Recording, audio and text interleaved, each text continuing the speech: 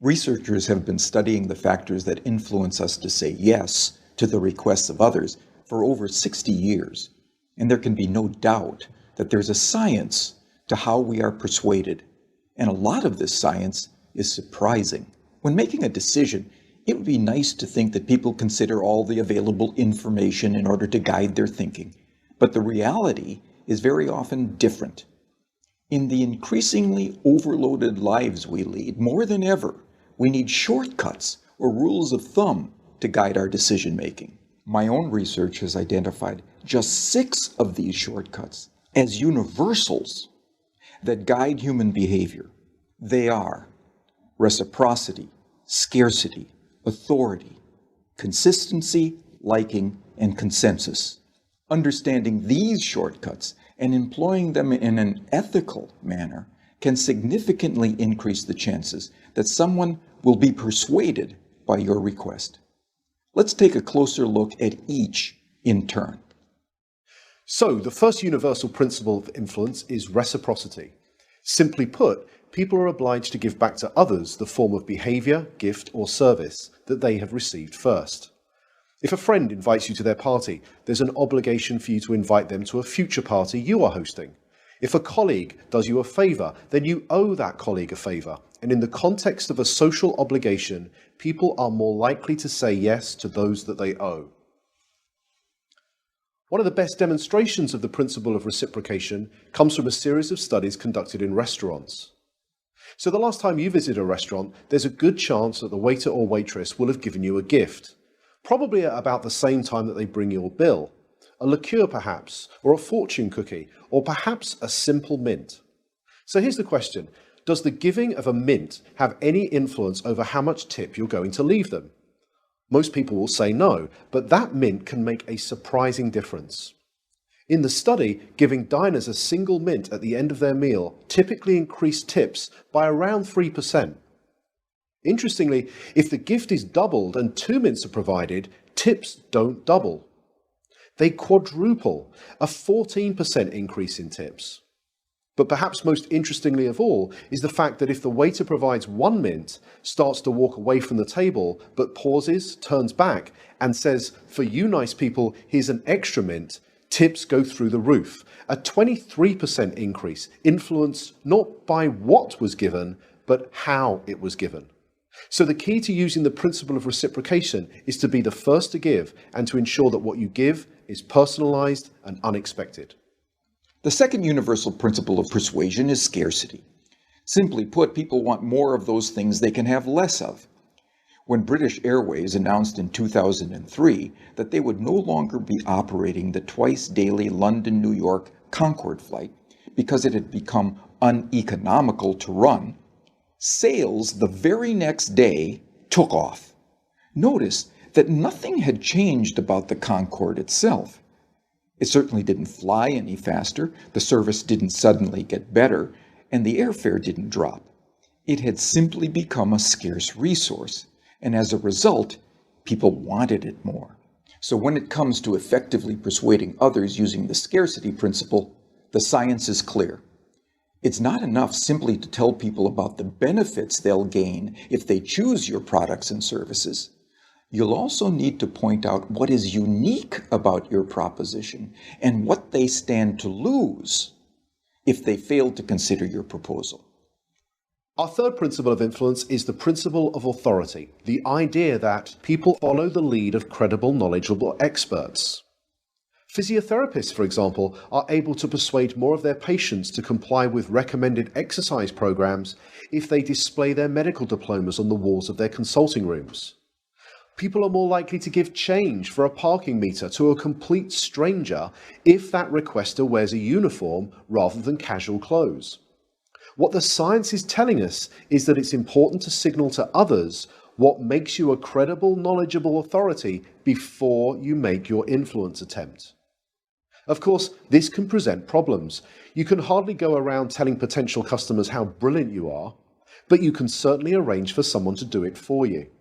And surprisingly, the science tells us that it doesn't seem to matter if the person who introduces you is not only connected to you, but also likely to prosper from the introduction themselves. One group of real estate agents were able to increase both the number of property appraisals and the number of subsequent contracts that they wrote by arranging for reception staff who answered customer inquiries to first mention their colleagues' credentials and expertise.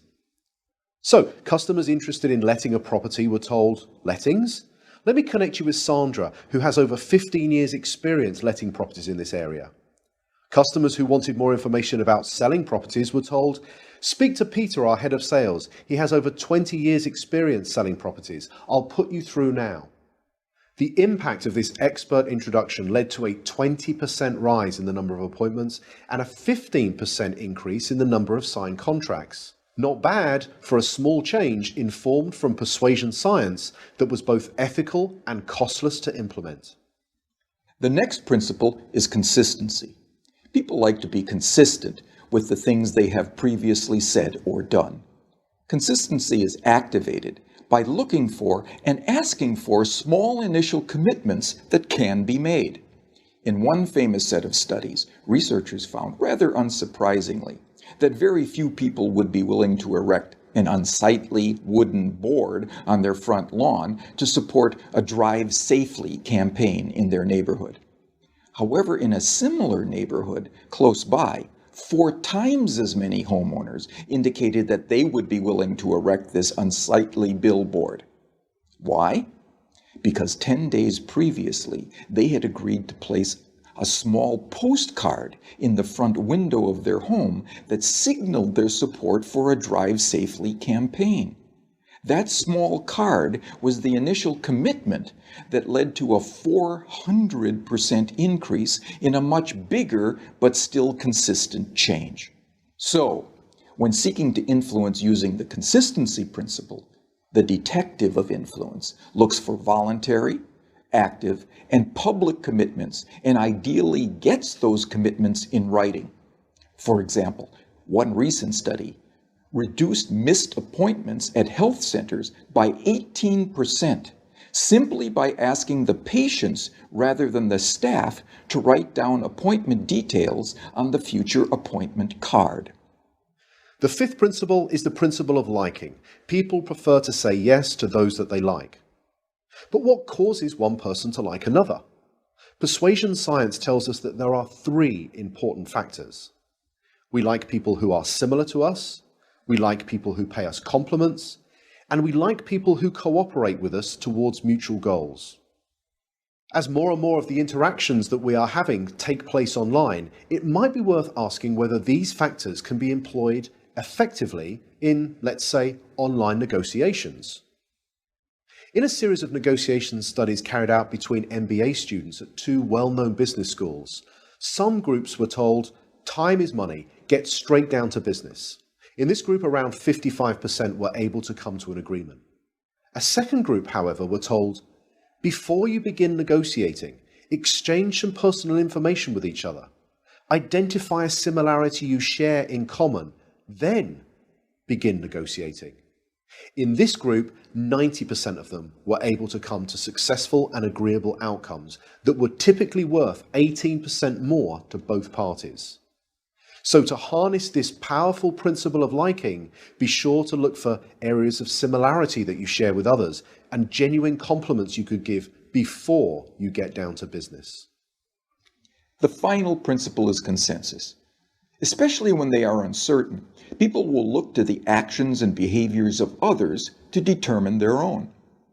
You may have noticed that hotels often place a small card in bathrooms that attempt to persuade guests to reuse their towels and linen. Most do this by drawing a guest's attention to the benefits that reuse can have on environmental protection.